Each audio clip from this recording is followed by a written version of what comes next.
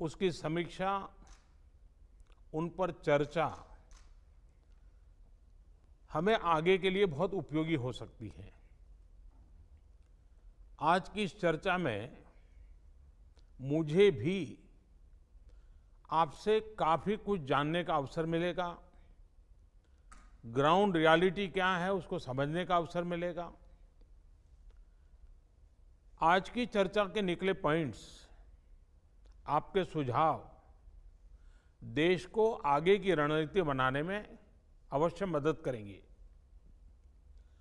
साथियों, किसी भी संकट से निपटने के लिए टाइमिंग का बहुत महत्व होता है। सही समय पर लिए गए फैसलों ने देश में कोरोना संक्रमण को नियंत्रित करने में बहुत मदद की है।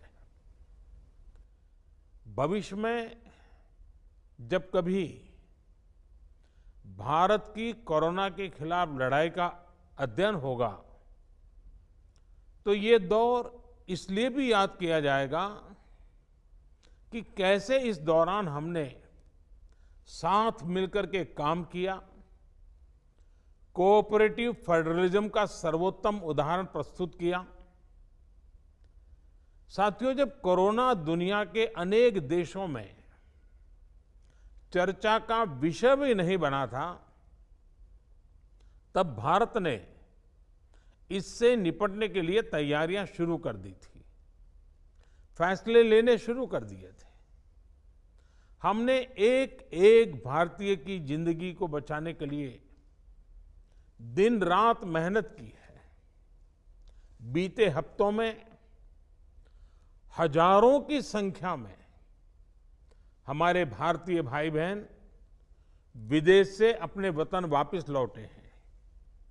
बीते हफ्तों में लाखों की संख्या में प्रवासी श्रमिक अपने अपने गांव पहुंचे हैं।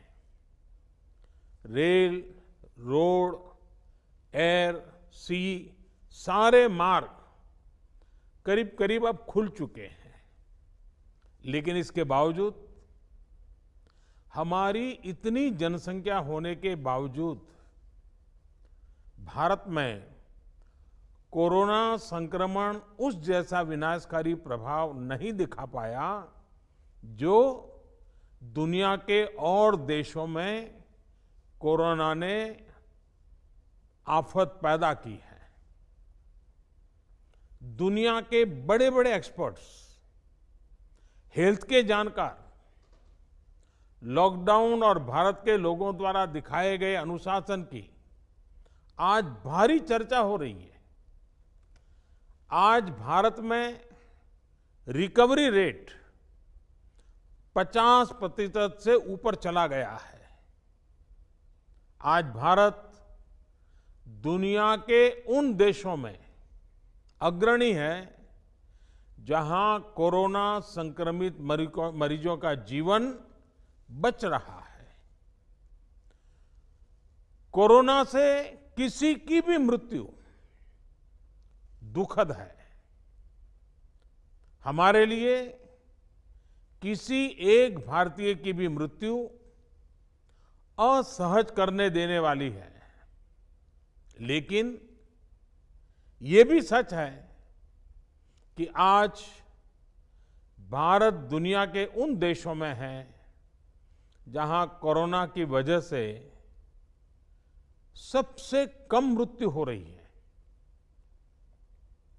अब अनेक राज्यों के अनुभव आज आत्मविश्वास जगाते हैं कि भारत कोरोना के इस संकट में अपने नुकसान को सीमित करते हुए आगे बढ़ सकता है, अपनी अर्थव्यवस्था को तेजी से संभाल सकता है। साथियों, बीते 2 हफ्ते के अनलॉक 1 ने हमें एक बड़ा सबक ये भी दिया है कि अगर हम नियमों का पालन करते रहें, सारे दिशा निर्देशों को मानते रहे, तो कोरोना संकट से भारत को कम से कम नुकसान होगा। इसलिए मास्क या फेस कवर, उस पर बहुत ज्यादा जोर देना अनिवार्य है, आवश्यक है। बिना मास्क या फेस कवर के घर से बाहर निकलने की अभी कल्पना करना भी सही नहीं है। ये जितना खुद उस व्यक्ति के लिए खतरनाक है, उतना ही उसके आसपास के लोगों के लिए भी। इसलिए 2 गज की दूरी का हमारा मंत्र हो, दिन में कई बार 20-20 सेकंड के लिए साबुन से हाथ धोने की बात हो, सैनिटाइजर का इस्तेमाल हो, ये सभी बहुत गंभीरता से किए जाने चाहिए। खुद की सुरक्षा के लिए, परिवार की सुरक्षा के लिए, विशेषकर घर के बच्चों और बुजुर्गों की सुरक्षा के लिए ये बहुत जरूरी है। अब तक लगभग सारे ऑफिसेस खुल चुके हैं। प्राइवेट सेक्टर में भी लोग ऑफिस जाने लगे हैं। बाजारों में, सड़कों पर भीड़ बढ़ने लगी है। तो ये सारे उपाय ही कोरोना को तेजी से फैलने से रोकने में मददगार होंगे। थोड़ी सी भी लापरवाही, थोड़ी सी भी ढिलाई, अनुशासन में कमी कोरोना के खिलाफ हम सभी की लड़ाई को कमजोर करेगा। और इतने दिनों की जो तपस्या है, उस पर पानी फिर जाएगा।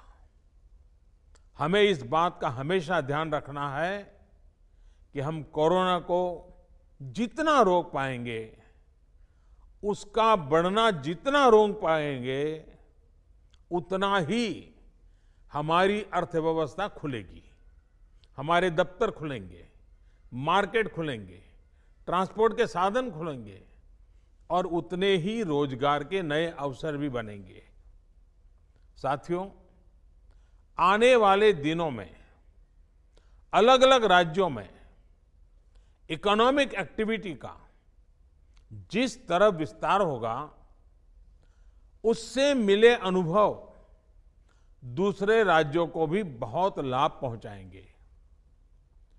बीते कुछ हफ्तों के प्रयासों से हमारी अर्थव्यवस्था में ग्रीन शूट्स दिखने लगे हैं।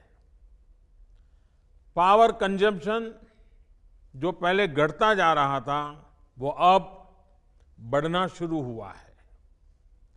इस साल मई में फर्टिलाइजर की सेल बीते साल मई की अपेक्षा 2 गुनी हुई है। इस बार खरीफ की बुआई बीते साल की अपेक्षा करीब 12-13% ज्यादा हुई है। 2 व्हीलर्स का प्रोडक्शन लॉकडाउन से पहले के स्तर का करीब करीब 70% तक पहुंच चुका है। रिटेल में डिजिटल पेमेंट भी लॉकडाउन से पहले की स्थिति में पहुंच चुका है। इतना ही नहीं, मई में टोल कलेक्शन में बढ़ोतरी होना इकोनॉमिक एक्टिविटी में वृद्धि को दिखाता है। लगातार 3 महीने तक एक्सपोर्ट में कमी के बाद जून में एक्सपोर्ट फिर से बाउंस बैक करके पिछले साल के प्री कोविड पीरियड में पहुंच गया है। ये तमाम संकेत है जो हमें प्रोत्साहित कर रहे हैं, आगे बढ़ने के लिए प्रेरित कर रहे हैं। साथियों, आप में से अधिकतर राज्यों में एग्रीकल्चर, हॉर्टिकल्चर, फिशरीज और एमएसएमईज का हिस्सा बहुत बड़ा है। आत्मनिर्भर भारत अभियान के तहत बीते कुछ दिनों से इन तमाम सेक्टर्स के लिए अनेक प्रावधान किए गए हैं। एमएसएमईज को सपोर्ट करने के लिए अनेक फैसले हाल में लिए गए हैं। समयबद्ध तरीके से एमएसएमईज को बैंक से क्रेडिट दिलाने का प्रयास हो रहा है। 100 करोड़ रुपए तक के टर्नओवर वाले उद्योगों को 20% अतिरिक्त क्रेडिट के ऑटोमेटिक इंक्रीज का लाभ दिया गया है।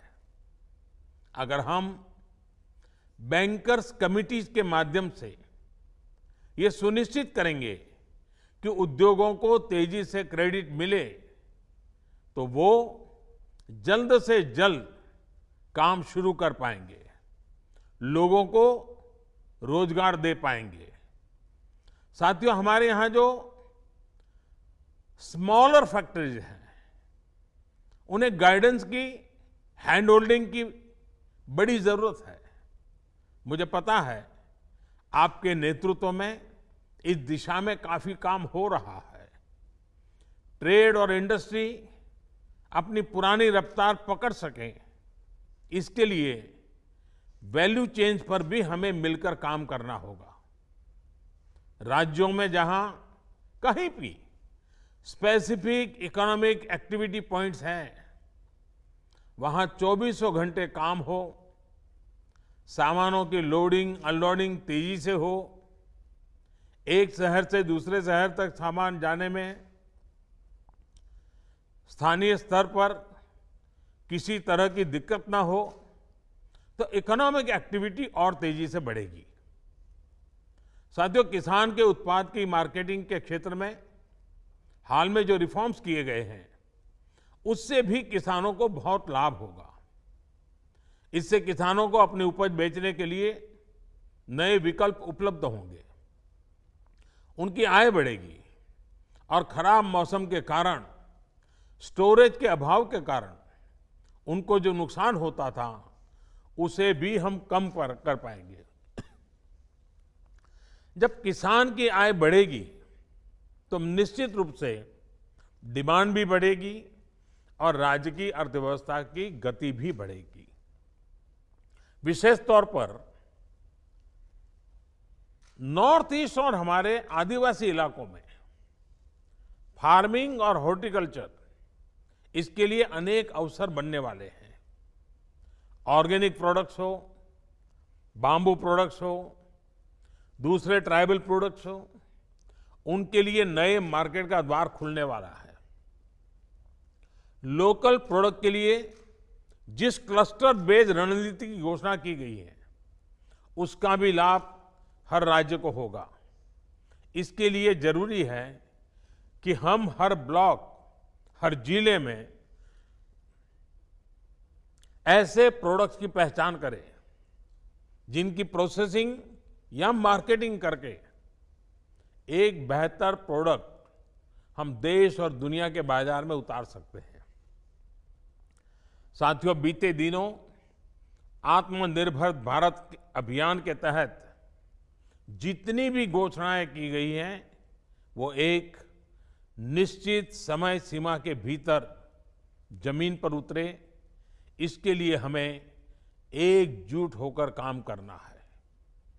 इस पृष्ठभूमि में कोरोना से लड़ाई और इकोनॉमिक एक्टिविटी से जुड़े आपके जो सुझाव हैं, जो तैयारियां हैं, वो जानने के लिए मैं बहुत उत्सुक हूं और मुझे पक्का विश्वास है कि अनुभव के आधार पर आपकी जो बातें आएगी, वो आने वाले रणनीति बनाने में बहुत काम आएगी।